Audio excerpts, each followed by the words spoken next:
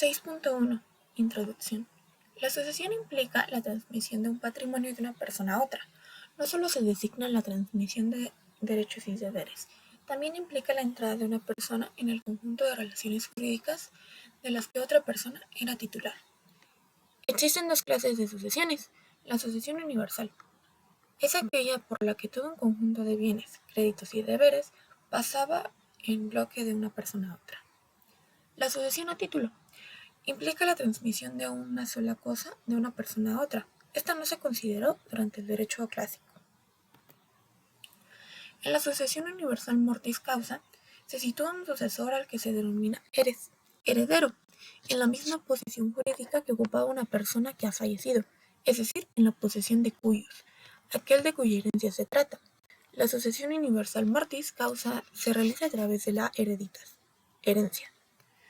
Un fenómeno semejante al de la sucesión hereditaria tiene lugar en la adrogatio, en la conventio in manum de una mujer sui iuris, en la recaída en la esclavitud del liberto ingrato, en el caso del que, siendo libre, se hace vender como esclavo para participar del precio obtenido, y en el caso de la mujer sui iuris, reducida a la esclavitud por convivir con un esclavo ajeno, dado que en estos supuestos el patrimonio activo de una persona pasa a otra, motivo por el que algunos autores modernos hacen referencia a un suceso inter vivos. Vías de sucesión hereditaria del derecho romano. Sucesión legítima. Sucesio ab instatato. Se llama legítima porque es la ley y no el causante de la sucesión la que determina quiénes deben ser herederos, y ab intestato porque no haya su base en un testamento válido y eficaz. Sucesión testamentaria. Successio et testamento. Es el causante de la sucesión el que determina su testamento quién deberá ser su heredero. La regla nemo pro parte testatus pro parte intestatus decedere potest es indicativa de que la sucessio ex testamento y la sucessio ab instatato no son compatibles, pues testado e intestado son términos incompatibles por naturaleza. 6.2. Derecho sucesorio romano. A. Reglas comunes a las dos vías sucesorias, ab instatato y testamentaria. No podían aplicarse simultáneamente a una sola sucesión, salvo algunas excepciones. No es indispensable que los herederos, legatarios o fideicomisarios sean parientes del difunto. La vía testamentaria era más fuerte que la legítima, ya que ésta se retiraba inmediatamente cuando se presentaba un testamento. B. Herederos necesarios y herederos voluntarios. Herederos necesarios. Es el esclavo que ha sido manumitido e instituido heredero en un testamento por su amo. Al igual que los sui et necessari, también se convierte en heredero ipso iure. Herederes extranei o voluntari. Es todo heredero instituido en testamento que no está bajo la potestad del cuius, como el hijo que por alguna causa no estaba en potestad, los hermanos, tíos y sobrinos, primos, etc., o bien personas completamente ajenas a la familia del causante. C. Delegación de la herencia. Delegación y adicción de la herencia. Delata hereditas. Es el llamamiento para adquirir una herencia. Se usa para significar la herencia ofrecida o deferida. La delación de la herencia ocurre normalmente con la muerte del cuius, cuando se trata de una sucesión intestada o con la apertura del testamento. Cuando hay un heredero instituido bajo condición, la delación se difiere al momento en que ésta se cumpla. Adire hereditatem. La extranei o voluntari deben adire hereditatem para convertirse en herederos. La delación hace que el heredero voluntario adquiera el derecho de aceptar la herencia o de repudiarla. D. Herencia yacente y herencia vacante. Heredes yacentes es el intervalo que media entre la delación de la herencia y su aceptación por parte del heredero voluntario, en tanto que el heredero necesario adquiere inmediatamente. Es entonces una herencia que carece de titular temporalmente. Hereditas vacans. Es la herencia que carece de heredero, tanto testamentario como ab instatato. En época augustea pasaba el erario y más tarde al fisco. E. usucapio pro herede. El poseedor solo podía usucapiar las cosas singulares que haya poseído, ya no toda la herencia, por lo que tampoco se adquiere la calidad de heredero y por ende no se hace responsable de las deudas hereditarias. F. Requisitos y tiempo de aceptación. Cretio o aceptación. Es la posesión ante testigos de los bienes hereditarios, acompañado de una declaración solemne. Esta forma se utilizaba siempre que podía haber dudas sobre la aceptación. Podía ser impuesta por el testador con la finalidad de establecer un cierto espacio de tiempo, ordinariamente de 100 días, dentro del cual debía aceptarse. Pro herede gestio. Se supone la toma de posesión de los bienes hereditarios, es decir, usar las cosas hereditarias como si fueras heredero. Supone, pues, la realización de cualquier acto, aditio, o comportamiento en relación con la herencia de la que pueda derivarse la voluntad de aceptar. Aditio nota voluntate. La simple voluntad de aceptar, sin realizar acto alguno de gestión, se considera suficiente para adquirir la herencia. G. Spatium deliberante e interrogatio in iure. Spatium deliberante. Espacio de tiempo para deliberar, normalmente 100 días. O si no lo emplea a 1 año o 9 meses. Interrogatio in iure. Es un procedimiento dirigido a exigir a un heredero que tome la decisión de aceptar o repudiar la herencia. H. Renuncia a la herencia. El heredero por sí solo puede aceptar o repudiar la sucesión abierta en su beneficio, puesto que es un derecho personal que no puede ejercitar ninguna otra persona.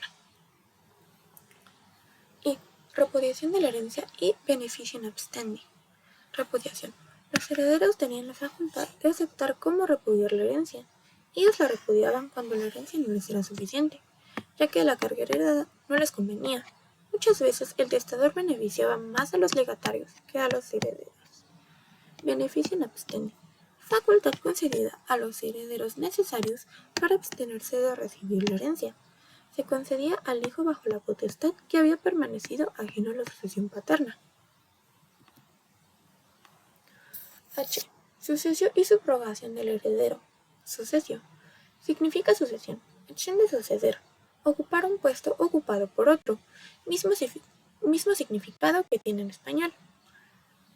En sentido jurídico, amplía que un sucesor ocupa el mismo lugar jurídico que el difunto, es decir, sucedere in locum o in ius defuncti. Suceder en lugar o en el derecho del difunto. De esta manera, el sucesor adquiere una universalidad, es decir, un patrimonio completo, por lo que se habla de sucesión universal mortis causa. K. Responsabilidad por la deuda hereditaria. Una vez adquirida la herencia, el patrimonio del cuius se confunde con el del heredero, independientemente que éste sean necesarios o voluntarios. Esto hace que las deudas hereditarias ahora sean suyas y tenga que responder por ellas ilimitadamente, por lo que se dice que el heredero responde ultra vires hereditatis, más allá de las fuerzas de la herencia, lo que resulta perjudicial para quien recibe una hereditas damnosa. L. Modos de superación patrimonial. Separatio bonorum y el beneficio inventario. Separación de bienes. Los acreedores y legatarios del cuius pueden solicitar al pretor o al gobernador de la provincia la separatio bonorum, de manera que los bienes hereditarios se vendan separadamente del patrimonio del heredero insolvente y así satisfacer sus créditos con la herencia, por lo que cesarán sus derechos sobre el patrimonio del heredero. Beneficio de inventario. Justiniano otorga a todo heredero del derecho de limitar su responsabilidad ante los acreedores del cuius, solo con el activo hereditario, dejando a salvo su propio patrimonio. Para ello, el heredero deberá realizar ante la presencia de un tabulario, notario y testigos un inventario de los bienes de la sucesión dentro de los 30 días contados a partir de que conoció de la delación y debe terminarlo en un plazo que no exceda lo de 60 días. Debe declarar que no se omitió dolosamente dato alguno y agregar su suscripción, firma, lo que, de no resultar cierto, ocasionará que se le obligue a restituir indubno. M. Los coherederos y el ius accrescendi. Cuando hay una pluralidad de herederos y alguno de ellos no quiere o no puede aceptar la herencia, la cuota que iba a recibir se añade a los demás que sí han adquirido. El acrecimiento se opera ipso iure, aun en contra de la voluntad del heredero. Quien se acepta o repudia lo hará con el aumento, por lo que no puede limitarse a aceptar o repudiar solo la cuota original o solo el acrecimiento. El acrecimiento se puede dar tanto en la sucesión testamentaria como en la intestada. 6.3. Sucesio ab intestato. La sucesión ab intestato o intestado, legítima hereditas, herencia legítima o sucesión intestada, en un principio fue prevista en la ley de las 12 tablas. De ahí el nombre de legítima, porque es conforme a la lex. Se abre la sucesión ab intestato cuando a. El de cuyos no elabora el testamento. B. El testamento es inválido desde el momento de su elaboración o cuando resulta inválido por causas posteriores a su confección. C. El testamento que, siendo válido, resulta ineficaz por una causa posterior a su confección. En cualesquiera de estos casos, se abre la sucesión ab intestato, que se rige por la ley de las 12 tablas, el edicto del pretor y por disposiciones imperiales. La vía legítima pretoria. Bonorum possessio sine tabulis. Posesión de los bienes sin tablas. El derecho pretorio modifica la secesión prevista en la ley de las 12 tablas, que excluía de la sucesión a personas íntimamente ligadas con el de cuius, como ocurría con el hijo emancipado o con la mujer, que solo sucedía a su marido o a su hijo si se había casado con mano, etc. En previsión de estos inconvenientes, el edicto del pretor establece en época clásica una serie de llamamientos para el caso que una persona muera sin testamento, que éste sea inválida o ineficaz. Colatio bonorum liberi emancipati. La concurrencia del hijo emancipado con hermanos que no lo habían sido pone a estos en una situación de desigualdad. Mientras el emancipado ha logrado hacer un patrimonio propio desde que fue convertido en sui iuris, los no emancipados han engrosado el de parte familiares con su trabajo. Para evitar tal conflicto, el pretor impone al emancipado que solicita la bonorum possessio, la obligación de adoptar su patrimonio. La colatio se hace a favor de los sui herederes, por lo que en este caso de sucesión de conformidad con la nueva cláusula Lulliani, la colación beneficia solo a los hijos o nietos no emancipados de cuyos, lo que significa que si ocurren dos emancipados, no habrá colación por estar en igualdad de circunstancia. Reformas imperiales pre-Justinianas. El derecho imperial introduce reformas que favorecen la sucesión entre madre e hijo. La ley decemviral admite que la madre suceda a un hijo cuando éste se había casado con mano con el padre. Heredada por estar locus horroris, no tanto por ser la madre, sino por ser la agnada. El derecho pretorio le concede lugar en el tercer llamamiento a los cognati. A. Claudio sentó el precedente al conceder a una madre la herencia legítima de sus hijos ad so latinum liberorum amisorum para consuelo por la pérdida de sus hijos. B. Senatus consultum Tertullianum. El Senado consulto Tertuliano de Adriano dispone que la madre que tenga el ius liberorum suceda a su hijo sin importar si esté en iustus o vulgo quaestitus, siempre que no haya dejado liberi sui, padre natural ni hermanos consanguíneos. El Senatus consultum Orfitanum. El Senado consulto Orficiano del 178 antes de Jesucristo, bajo el reinado de Marco Aurelio, otorga recíprocamente a los hijos el derecho de suceder a su madre, ya sea ingenua o liberta, y sin importar si los hijos son iusti o vulgo concepti. Estos suceden en primer lugar, por lo que excluyen a todos y los agnados y cognados de la madre. Si hay hijos de diferentes matrimonios, todos concurren. Ambos senados consultos confieren la calidad del heredes por derecho civil. En cuanto al derecho pretorio, se puede solicitar la bonorum possessio unde legitimi. Justiniano reforma la sucesión legítima con la expedición de las novelas 118 del 543 y 127 del 548. En la nueva legislación El parentesco cognatio sustituye al agnatio. Se establecen 4 órdenes en donde se admite la successio graduatum et ordinarum. 1. Descendientes. 2. Ascendientes paternos y maternos, hermanos y hermanas de doble vínculo, es decir, mismo padre y misma madre. 3. Los medios hermanos, ya sea consanguinei, solo de padre, o uterini, solo de madre, que se dividen in capita. 4. Colaterales. 5. Honorum possessio un débil et uxor. Las novelas no hablan de la sucesión del cónyuge superstitio, por lo que el viudo o la viuda pueden pedir la honorum possessio under vier et uxor.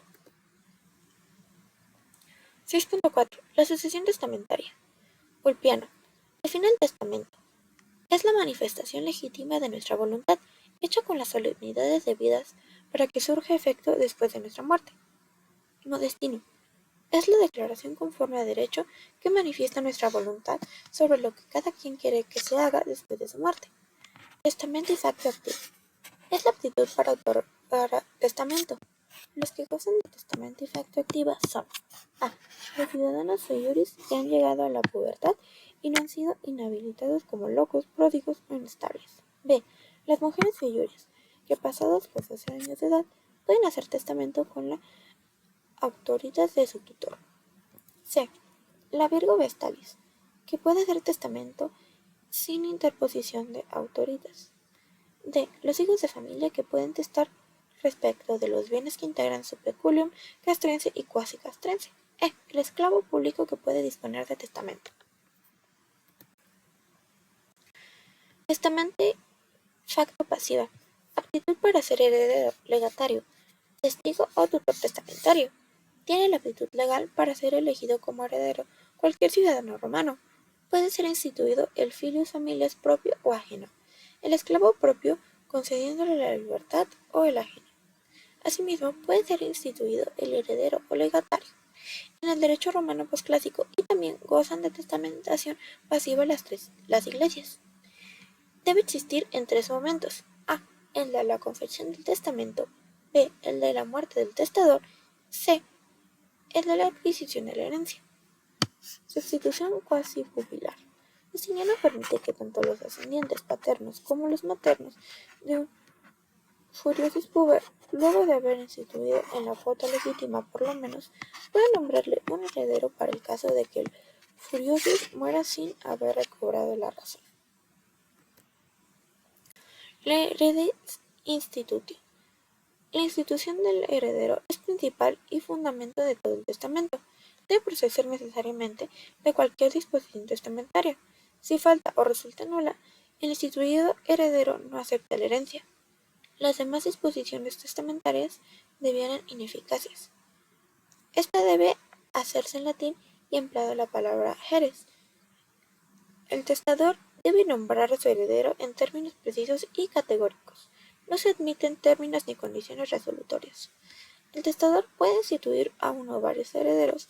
Si son varios, no es posible repartir el patrimonio por objetos específicos e individualizados, sino por cuotas, las cuales se fijan según el sistema duodecimal. Si se asigna a cada heredero su cuota sin distribuir la totalidad de la parte sobrante se reparte proporcionalmente entre las demás porciones asignadas. La substitución vulgar es la institución de heredero sujeta a condición suspensiva. El sustituto solo será heres si el instituido en primer lugar no llega a serlo. Si Ticio no llega a ser heredero, Cayo será heredero. No se trata de que una persona suceda después de otra, sino en lugar de otra. La delación de sustitución solo opera cuando el instituido en primer lugar heredero no puede o no quiere adquirir la herencia. El primer supuesto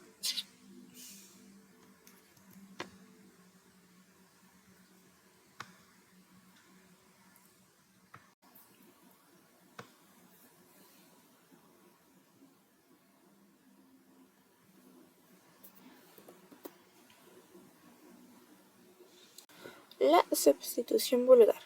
En la institución de heredero sujeta a condición suspensiva, el substituto solo será heres si el instituido en primer lugar no llega a serlo. Si Ticio no llega a ser heredero, Cayo será heredero. No se trata de que una persona suceda después de otra, sino en lugar de otra. La delación o sustitución solo opera cuando el instituido en primer lugar heredero no puede o no quiere adherir la herencia. El primer supuesto puede ocurrir por a. Por muerte del instituido antes de la delación o de la adquisición de la herencia. B. Por incapacidad del heredero. La segunda hipótesis es por a. Por renuncia a la herencia por parte del heredero voluntario. B. Por ejercicio del ius abstenendi por parte del sus. C. Por concesión de la restitutio in integrum al instituido anterior que ha hecho adición de la herencia. Substitución pupilar.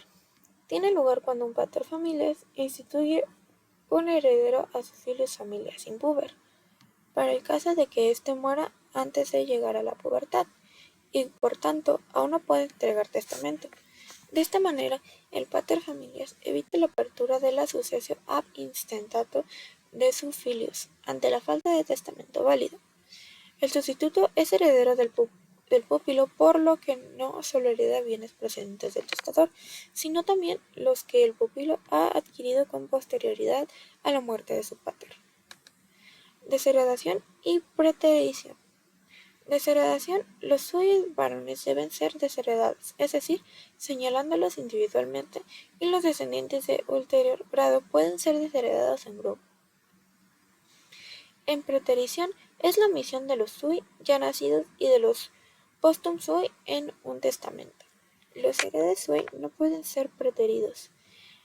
El testador debe mencionarlos ya para instituirlos en una cuota hereditaria mayor o menor, ya para desheredarlos aun cuando sea injustificadamente. 6.5. Evolución de las formas testamentarias. Modalidades testamentarias. A. Formas de ius civile. Testamentum collatis comitis. Se cinica a la comita quariata para este propósito del 24 de marzo y el 24 de mayo, presididos por el Pontifex Maximus. El Later Familia señala al que elige como heredero. Se hace la presencia de 30 lectores y se otorgan en tiempos de paz y tranquilidad. Testamento improncicto. Testamento militar. Cuando el pater familias militar se halla en guerra, se toma como si testamento la declaración que hace ante sus camaradas antes de entrar en batalla. Testamentum per as et libram. El que no había hecho testamento collatis comitis ni un procinto, si sentía próximo su fin, podía otorgar testamento por medio del bronce y la balanza. En presencia de 5 testigos y un librepens, el testador enajena sus bienes mediante un emancipatio numno, un fiduciario, y se coloca en la situación de heredero a la muerte del testador. Al hacer la enajenación, el testador instruye a su nuncupatio, el emptor familiar, sobre la distribución que de los bienes debe efectuar una vez accedida su muerte. El emptor familiar no es heredero, sino ejecutor testamentario. Testamento per se ad libram. Perfeccionado. El testamento lineal sirve para instituir un verdadero y definitivo heredero cuyo nombre se escribe en tablillas enceradas. Es la declaración unilateral de la voluntad. B. El testamento pretorial. La honor un possessio secundum tabulas al heredero instituido en unas tablillas que llevan el sello de 7 testigos. Son los 5 testigos necesarios en todo emancipatio, el librepens y el emptor familiar. Se formas de derecho posclásico. Testamentum per scriptural o trupetium. El testamento escrito debe ser otorgado por el testador mismo, de su propio puño o por conducto escribeno en presencial de 7 testigos, ante los cuales el testador declara que el documento contiene su última voluntad. A continuación, el testador y los testigos lo firman. Si el testador no sabe escribir o no puede firmar, se exige la intervención de un octavo subscriptor. Testamentum per holographam scripturam. El testamento escrito a mano por el testador y firmado por él mismo, sin el concurso de testigos. Testamentum per nuncupatione sine scriptura.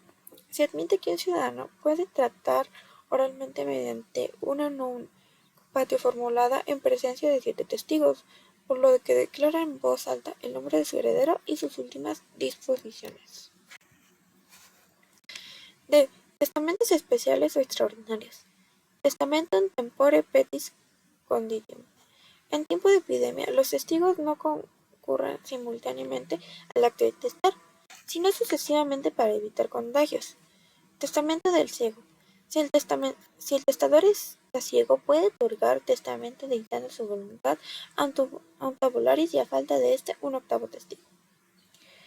Testamentum parentum inter liberos. Reconoce la validez del testamento del padre a favor de sus hijos, en tanto haya sido escritor del testador y contengan nombre de los herederos. Testamentum militis. Concede a sus soldados el privilegio en materia testamentaria para que otorguen sus testamentos como quieran o como puedan, bastando simple voluntad del testador para hacer la distribución de bienes. 6.6. Nulidad e ineficacia de los testamentos. En el derecho romano, un testamento podía ser declarado nulo e ineficaz por varias razones. Estas medidas buscaban proteger los intereses de los herederos y evitar situaciones injustas. A. Invalidez inicial o radical. Adolece de invalidez cuando presenta un vicio que impide su plena vigencia. Esto puede ser ocasionado 1. Por la inobservancia de la forma exigida en su otorgamiento. Esto significa que el testamento no se hacía de acuerdo a las formalidades, incluía la presencia de testigos y la redacción de un lenguaje claro y preciso y respetar las últimas voluntades del testador. 2. Por falta de testamento factio. En el testador o en el heredero, testamento factio es la capacidad legal necesaria para hacer un contrato.